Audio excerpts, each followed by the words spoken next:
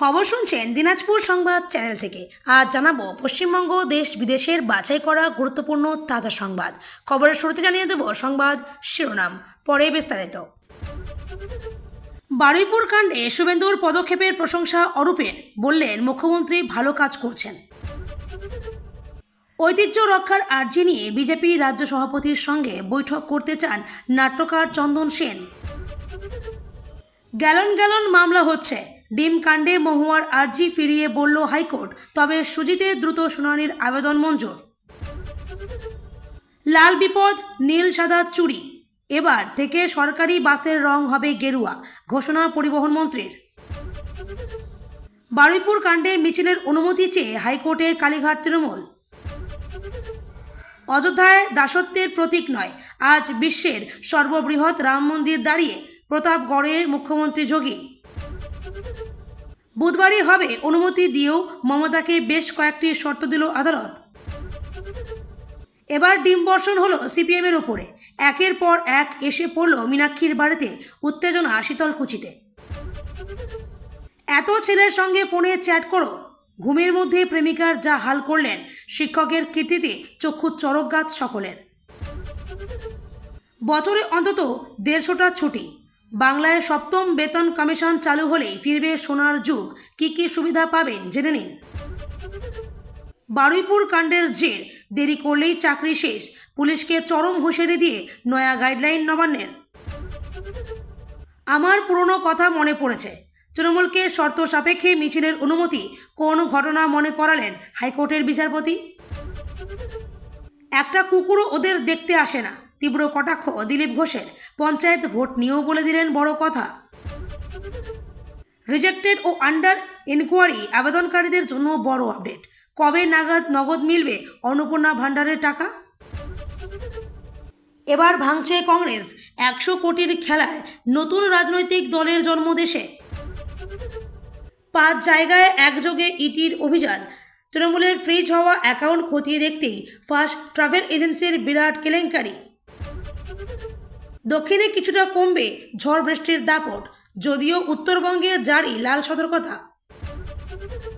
হাতে আর 3 দিন, 10 জুলাই থেকে বদল হচ্ছে অন্নপূর্ণা যোজনার নিয়ম, বাদ পড়বেন কারা।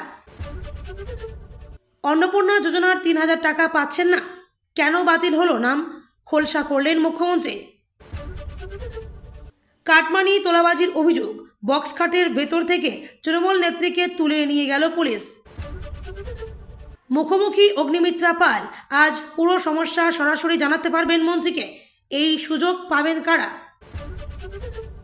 ইন্দোনেশিয়ার সর্বোচ্চ রাষ্ট্রীয় সম্মান মোদিকে, হতে পারে সাবাং বন্দর চুক্তি, বক্ষস নিয়ে আলোচনা। টানা বৃষ্টিতে আবার ধস হয়ে নাড়ে, হু হু করে বইছে কাদা জল, চাপা পড়ে থাকার আশঙ্কা অনেকের। বারুইপুরে মুখ্যমন্ত্রী নির্যাতিতার পরিবারের সঙ্গে সাক্ষাৎ, এসপি অফিসে গণপিটুনিতে নিহতের পরিবারের সঙ্গেও কথা বললেন। রাজ্যসভার 3 আসনে উপনির্বাচন, প্রার্থী দেবে তৃণমূল, বিজেপির নজর নিরঙ্কুশ জয়ে। এতক্ষণ শুনছিলেন সংবাদ শিরোনাম, এখন আসছি বিস্তারিত খবরে। বারুইপুরের নাবালিকা হত্যা ও ধর্ষণের অভিযোগ ঘিরে রাজ্য জুড়ে তীব্র আলোচনার মধ্যেই মুখ্যমন্ত্রী শুভেন্দু অধিকারীর পদক্ষেপের প্রশংসা করলেন প্রাক্তন মন্ত্রী অরূপ বিশ্বাস। তার মন্তব্য ঘিরে রাজনৈতিক মহলে নতুন করে চর্চা শুরু হয়েছে। মঙ্গলবার বিধাননগর দক্ষিণ থানায় একটি মামলার তদন্তের সূত্রে হাজির হয়েছিলেন অরূপ। প্রায় 3 ঘন্টা জিজ্ঞাসাবাদের পর বেরিয়ে সাংবাদিকদের মুখোমুখি হয়ে তিনি বারুইপুরের ঘটনা নিয়ে প্রতিক্রিয়া জানান। অরূপ বলেন, তিনি সবসময় সাদাকে সাদা এবং কালোকে কালো বলেছেন। কোনো রাজনৈতিক অবস্থানের ঊর্ধ্বে উঠে যে কাজ ভালো তার প্রশংসা করা উচিত বলেও মন্তব্য করেন তিনি। বারুইপুরের ঘটনায় রাজ্য সরকারের দ্রুত পদক্ষেপের প্রশংসা করে অরূপ বলেন, সরকার প্রথম মুহূর্ত থেকেই সক্রিয় হয়েছে। তার দাবি, অভিযুক্তদের বিরুদ্ধে কঠোর ব্যবস্থা নেওয়ার উদ্যোগকে স্বাগত জানানো উচিত। একই সঙ্গে তিনি ঘটনার সঙ্গে যুক্ত অপরাধীদের দৃষ্টান্তমূলক শাস্তির দাবি জানান। বারুইপুরের নাবালিকা হত্যা ও ধর্ষণের অভিযোগের ঘটনায় ইতিমধ্যেই কয়েকজনকে গ্রেপ্তার করা হয়েছে। অভিযুক্তদের বিরুদ্ধে গণধর্ষণ, খুন, অপহরণ সহ একাধিক ধারায় মামলা দায়ের হয়েছে বলে জানা গিয়েছে। ঘটনা তদন্তে বিশেষ তদন্তকারী দল গঠন করেছে রাজ্য সরকার। পুলিশ প্রশাসনের শীর্ষ আধিকারিকরাও ঘটনাস্থল পরিদর্শন করেছেন। এর আগে ঘটনার পর মুখ্যমন্ত্রী শুভেন্দু অধিকারী কঠোর শাস্তির বার্তা দিয়েছেন এবং দ্রুত তদন্তের নির্দেশ দিয়েছিলেন। মঙ্গলবার তিনি বারুইপুরে গিয়ে পরিস্থিতি খতিয়ে দেখেন। বর্তমান রাজনৈতিক পরিস্থিতিকে কেন্দ্র করে নাট্যকার চন্দন সেন এক গুরুত্বপূর্ণ বিষয় সামনে এনেছেন। তার বক্তব্যে রাজ্যে রাজনৈতিক পরিবর্তনের আবহে কিছু মানুষ অত্যন্ত তড়িঘড়ি নিজেদের একটি নির্দিষ্ট রাজনৈতিক দলের সমর্থক হিসেবে তুলে ধরেছেন। সেই অতিরিক্ত উৎসাহে এমন কিছু কাজ করা হচ্ছে যা কেবল রাজনৈতিক বার্তা বহন করছে না, বরং বাংলায় ঐতিহ্য ও সাংস্কৃতিক পরিচয়কেও প্রশ্নের মুখে দাঁড় করাচ্ছে। এই প্রেক্ষাপটে তিনি রাজ্য বিজেপির সভাপতি শ্রমিক ভট্টাচার্যের সঙ্গে বিষয়টি নিয়ে আলোচনা করার আগ্রহ প্রকাশ করেছেন।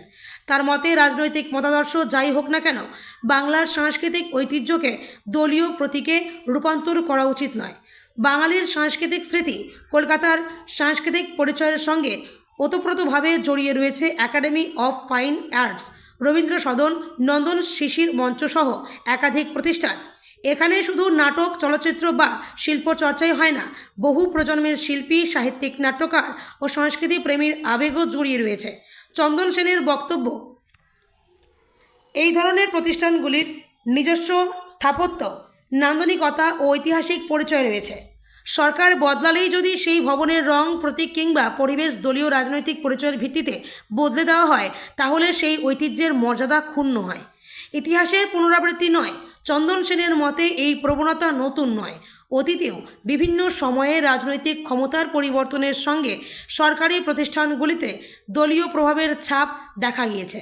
তার বক্তব্য অনুযায়ী কংগ্রেস আমলে বিভিন্ন সরকারি ভবনে নেহরুর ছবি বা কংগ্রেসের প্রতীকী উপস্থিতি দেখা গিয়েছে। বামফ্রন্ট আমলে অনেক জায়গায় লাল রঙের আধিক্য এবং বাম নেতৃত্বের প্রতিকৃতি স্থান পেয়েছে। যদি বিজেপি ক্ষমতায় এসে একইভাবে সর্বত্র গেরুয়া রং ব্যবহার করে বা রাজনৈতিক নেতাদের ছবি দিয়ে সাংস্কৃতিক পরিসর ভরিয়ে দেয়, তবে সেটিও একইভাবে অগ্রহণযোগ্য হবে। তার মতে ভুল যদি অতীতে হয়ে থাকে, তবে ভবিষ্যতেও সেই একই ভুলের পুনরাবৃত্তি হওয়া উচিত নয়। রং কি শুধুই রং, নাকি রাজনৈতিক বার্তা? চন্দন সেন প্রশ্ন তুলেছেন, একটি সাংস্কৃতিক প্রতিষ্ঠানের রং কি শুধুই নান্দনিকতার বিষয়, নাকি সেটি রাজনৈতিক আধিপত্যের প্রতীক হয়ে উঠেছে? তার মতে যখন কোনো ঐতিহাসিক বা সাংস্কৃতিক স্থাপনার নিজস্ব পরিচয় মুছে দিয়ে রাজনৈতিক রঙে রাঙিয়ে দেওয়া হয়, তখন সেই বার্তা সাধারণ মানুষের কাছে স্পষ্টভাবে রাজনৈতিক বলেই প্রতীয়মান হয়। এতে প্রতিষ্ঠানটির নিরপেক্ষ চরিত্র নষ্ট হওয়ার আশঙ্কা তৈরি হয়। এ কয়েকদিনে মহুয়া মৈত্র, সুজিত বসু এবং অতীন ঘোষের মামলা উঠেছিল কলকাতা হাইকোর্টে। তিনজনেই দ্রুত শুনানির আর্জি জানান তাদের নিজ নিজ মামলায়।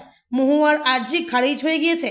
একই দিনে মহুয়া মৈত্র, সুজিত বসু জরুরি এবং দ্রুত শুনানির আবেদন করেন কলকাতা হাইকোর্টে।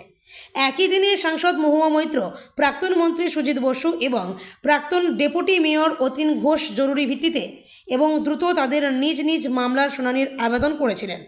তার মধ্যে মহুয়ার জরুরি ভিত্তিতে শুনানির আবেদন খারিজ করে দিল কলকাতা হাইকোর্ট। সুজিতের মামলার শুনানি হবে মামলার দুপুরে, তবে অতীনের মামলার শুনানির সম্ভাবনা আগামী বৃহস্পতিবার। তাকে লক্ষ্য করে ডিম, পোড়া বেগুন, ইট ইত্যাদি ছোড়ার অভিযোগ নিয়ে মহুয়া হাইকোর্টের দ্বারস্থ হয়েছেন। তিনি আইনি সুরক্ষার আবেদন জানান। গত শুক্রবার বিচারপতি সৌগত ভট্টাচার্যের এজলাসে মহুয়ার তরফে একটি মামলা দায়ের করার অনুমতি চাওয়া হয়। তখন তিনি আদালতকে জানান তার বিরুদ্ধে দায়ের করা এফআইআরের বিষয়ে পুলিশ তৎপর, কিন্তু তিনি যে অভিযোগ করছেন সেগুলো গুরুত্ব দিয়ে দেখা হচ্ছে না। এই প্রেক্ষিতে কৃষ্ণনগরের সাংসদ আদালতের কাছে সুরক্ষা প্রার্থনা করেছিলেন। আদালত এই বিষয়ে মামলা দায়েরের অনুমতি দেয়। মঙ্গলবার মহুয়ার আইনজীবী অয়ন ভট্টাচার্য জরুরি ভিত্তিতে এই মামলা শুনানির আবেদন করেন, কিন্তু বিচারপতি ভট্টাচার্যের মন্তব্য, এই ধরনের মামলা গ্যালন গ্যালন দায়ের হচ্ছে। বিচারপতি এও জানিয়ে দেন মামলা দায়ের হোক, তারপর নির্দিষ্ট প্রক্রিয়া পদ্ধতি মেনে শুনানি হবে। গত 1 জুলাই নদিয়ার কালীগঞ্জে দলীয় কার্যালয়ে 21শে জুলাইয়ের প্রস্তুতি সভায় যোগ দিয়েছিলেন সাংসদ মহুয়া। অভিযোগ, স্থানীয় বিজেপি কর্মী এবং সমর্থকেরা তার দিকে কাঁচা ডিম ছোড়েন, চোর চোর স্লোগান দেন। ওই ঘটনার ভিডিও করে সমাজ মাধ্যমে পোস্ট করেন মহুয়া। একই সঙ্গে পুলিশের বিরুদ্ধে নিষ্ক্রিয়তার অভিযোগ করেছেন। বিজেপি সরকারকে তোপ দেগে মহুয়া বলেছিলেন, রাজ্যের আইন শৃঙ্খলা পরিস্থিতির প্রকৃত চিত্র এটাই। বিজেপি সংসদেরা জড়ো হয়ে আমাদের ঘিরে ফেলেছিল, জানালা দিয়ে আমার ওপর হামলা চালানো হয়, পুলিশ সব কিছু দেখছিল কিন্তু কোনো পদক্ষেপ করেনি। ভিড় সরাতেও কোনো ব্যবস্থা নেওয়া হয়নি। পরে ওই দলীয় কার্যালয় থেকে বেরিয়ে গাড়িতে ওঠার সময় সাংসদের অভিযোগ, পুরো ঘটনার জন্য দায়ী বিজেপি এবং এই কাজ সম্পূর্ণভাবে রাজনৈতিক উদ্দেশ্য প্রণোদিত। লাল নীল সাদার পরে এবার গেরুয়া। রাজ্যের পরিবহন মন্ত্রী অর্জুন সিং মঙ্গলবার ঘোষণা করলেন, এখন থেকে নতুন যে সরকারি বাস কেনা হবে তার রং হবে গেরুয়া।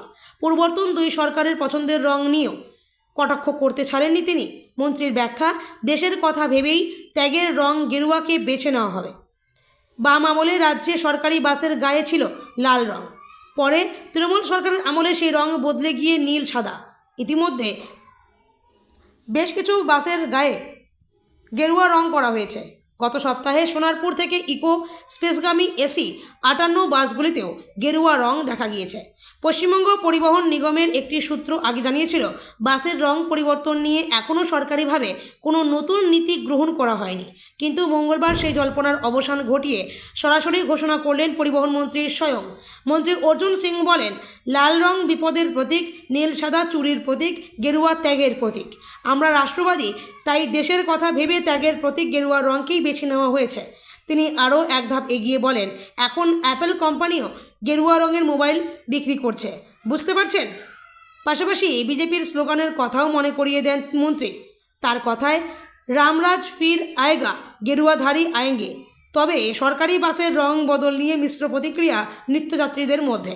মন্ত্রী রং পরিবর্তনের কথা বললেও যারা রোজ বাসে যাতায়াত করেন তাদের একাংশের প্রশ্ন, এবার পরিষেবার মানেরও কি কোনো পরিবর্তন হবে? নিত্যযাত্রীদের দীর্ঘদিনের অভিযোগ, দীর্ঘক্ষণ সরকারি বাসের অপেক্ষায় দাঁড়িয়ে থাকতে হয়। গত কয়েক বছরে রাজ্যে সরকারি বাসের সংখ্যা আরও কমেছে। এক যাত্রীর সরল প্রশ্ন, বাসের রং গেরুয়া হলে কি অপেক্ষার সময় কমবে? বাসকর্মীদের একটি সূত্র বলছে, শুধু বাস নয়, চালক ও কর্মীরও অভাব রয়েছে। রঙের পরিবর্তনের পাশাপাশি ব্যবস্থাপনারও পরিবর্তন প্রয়োজন বলে মনে করছেন কেউ কেউ। বারুইপুর ধর্ষণ কাণ্ডের প্রতিবাদে মিছিল করার অনুমতি চেয়ে কলকাতা হাইকোর্টে দ্বারস্থ হল কালীঘাট তৃণমূল। বালিগঞ্জ থেকে ল্যান্সডাউন মার্কেট পর্যন্ত প্রতিবাদ মিছিলের পরিকল্পনা করেছে সংগঠনটি। অভিযোগ, অনুমতির জন্য আবেদন করা হলেও কলকাতা পুলিশ সবুজ সংকেত দিচ্ছে না, সেই কারণেই আদালতের দ্বারস্থ হতে হয়েছে। মঙ্গলবার বিষয়টি বিচারপতি সৌগত ভট্টাচার্যের দৃষ্টি আকর্ষণ করেন আইনজীবী তথা তৃণমূল সাংসদ কল্যাণ বন্দ্যোপাধ্যায়। দ্রুত শুনানির আবেদন জানিয়ে তিনি আদালতে মামলাটি উপস্থাপন করেন।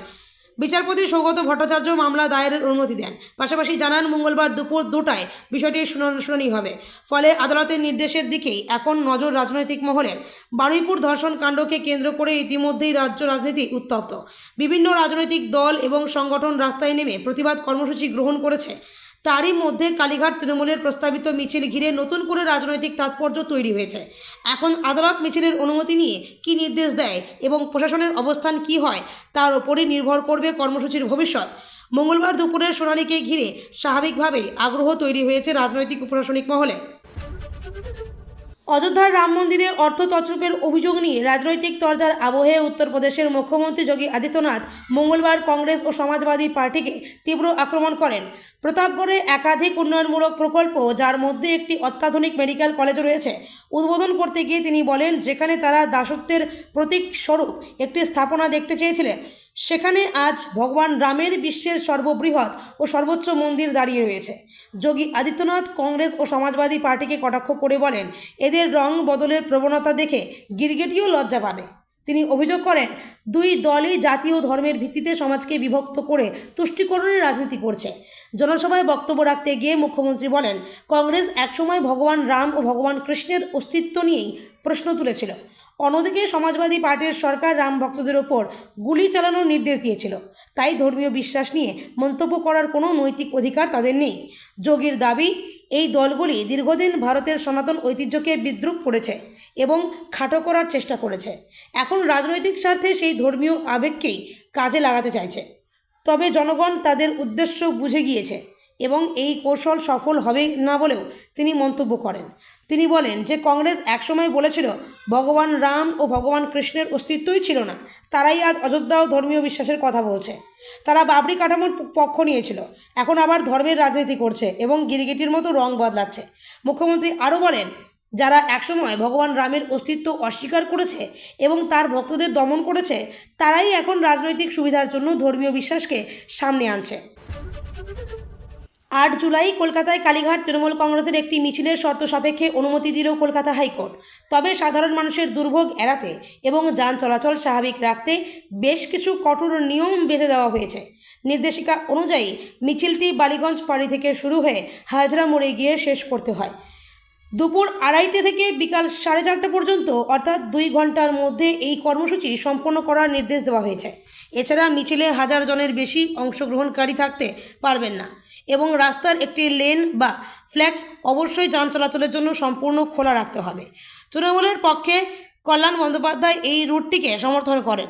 তার বক্তব্য, বালিগঞ্জ ফাঁড়ি থেকে ল্যান্সডাউন পর্যন্ত এই নির্দিষ্ট রাস্তার মধ্যে কোনো হাসপাতাল নেই, ফলে কোনো জরুরি পরিষেবা বিঘ্নিত হওয়ার আশঙ্কা নেই এবং জনসাধারণের চলাচলেও তেমন কোনো বড় সমস্যা তৈরি হবে না। অন্যদিকে রাজ্যের এএজি রাজদীপ মজুমদার কলকাতা পুলিশের নতুন নিয়মের কথা মনে করিয়ে দেন। তিনি সওয়াল করেন, এই ধরনের মিছিলের জন্য অন্তত 15 দিন আগে আবেদন করার নিয়ম রয়েছে। তার মতে শুধু রাজনৈতিক এজেন্ডা পূরণ নয়, জনসাধারণের সুবিধার বিষয়টিকেই প্রশাসনের সবচেয়ে আগে প্রাধান্য দেওয়া উচিত। যে রুটটি বেছে নেওয়া হয়েছে সেটি অত্যন্ত সরু এবং যানজটপ্রবণ। তাছাড়া ওই এলাকায় হাসপাতাল ও কলেজ থাকার কারণে মিছিলের ফলে তীব্র যানজট সৃষ্টি হবে এবং সাধারণ মানুষের যাতায়াত ও চিকিৎসা পরিষেবা ব্যাহত হতে পারে। এতদিন তৃণমূল নেতা নেত্রীদের ওপরে ডিম বর্ষণের অভিযোগ উঠে এসছে। এবার সিপিএম নেত্রী মীনাক্ষীর গাড়ি লক্ষ্য করেও চলল ডিম বর্ষণ। কোচবিহারের শীতলকুচির ওই ঘটনায় পুলিশি নিষ্ক্রিয়তার অভিযোগ তুলেছেন বাম নেত্রী। সিপিএম নেত্রী মীনাক্ষী মুখোপাধ্যায়ের গাড়ি লক্ষ্য করে ছোড়া হলো ডিম। মঙ্গলবার দুপুরে দলীয় কর্মসূচিতে কোচবিহারের শীতলকুচিতে যান তিনি। সেখানেই তার গাড়ি লক্ষ্য করে ডিম বর্ষণ হয় বলে অভিযোগ। গাড়িতে সে সময় সিপিএম কেন্দ্রীয় কমিটির সদস্য মীনাক্ষীর সঙ্গে ছিলেন দলের প্রাক্তন সাংসদ অলোকেশ দাসও। শীতলকুচিতে 2 দিন আগে মৃত্যু হয় সিপিএম কর্মী মন্টু মিয়ার। সিপিএমের দাবি তিনি খুন হয়েছেন বলে আশঙ্কা করছে পরিবার, কিন্তু পুলিশ শুরুতে অভিযোগ গ্রহণ করছিল না। অনেক পরে অভিযোগ গ্রহণ করা হয় বলে দাবি সিপিএমের। অন্যদিকে শীতলকুচির এক বাসিন্দা মুম্বাইয়ে কাজ করতে গিয়ে নিহত হন। সেই পরিযায়ী শ্রমিকের দেহ ফিরিয়ে আনতেও যথাযথ পদক্ষেপ করা হচ্ছে না বলে দাবি বামেদের। মীনাক্ষী জানান, এই 2 ঘটনার প্রতিবাদে মঙ্গলবার জেলা শাসকের দপ্তরে ঘেরাও কর্মসূচি রয়েছে বলে তার আগে শীতলকুচিতে তার গাড়ির ওপর হামলা হয় বলে অভিযোগ তোলেন বাম নেত্রী। মঙ্গলবার সকালে মন্টুর পরিবারের সঙ্গে দেখা করতে যান মীনাক্ষীরা। পরে সেখান থেকে শীতলকুচি বাজারের ভেতর দিয়ে ফিরছিল মীনাক্ষীর গাড়ি। ওই সময়ে একদল জনতা তার গাড়ি লক্ষ্য করে ডিম বর্ষণ শুরু করে। সিপিএম নেত্রীর অভিযোগ, বিজেপির কর্মীরাই এই হামলা চালিয়েছে। পুলিশের বিরুদ্ধেও নিষ্ক্রিয়তার অভিযোগ তুলেছেন তিনি। ডিম বর্ষণের সময় গাড়ির ভেতর থেকে সমাজ মাধ্যমে লাইভ ভিডিও সম্প্রচার করেন মীনাক্ষী। তাতে দেখা যাচ্ছে একের পর এক ডিম ছোড়া হচ্ছে তার গাড়ি লক্ষ্য করে। গাড়ির সামনের কাচের ওপর এসে পড়েছে সেগুলি। সিপিএমের কেন্দ্রীয় কমিটির সদস্য মীনাক্ষী বলেন, এটা হচ্ছে বিজেপি। আগে অ্যারেস্ট হবে, তারপরে আমার অপরাধ কি, গাড়ি এখানেই দাঁড়াবে, গাড়ি সরবে না। আগে এখানকার পুলিশ অ্যারেস্ট করবে, তারপরে এখানে যত পুলিশ আছে সব সাসপেন্ড হবে।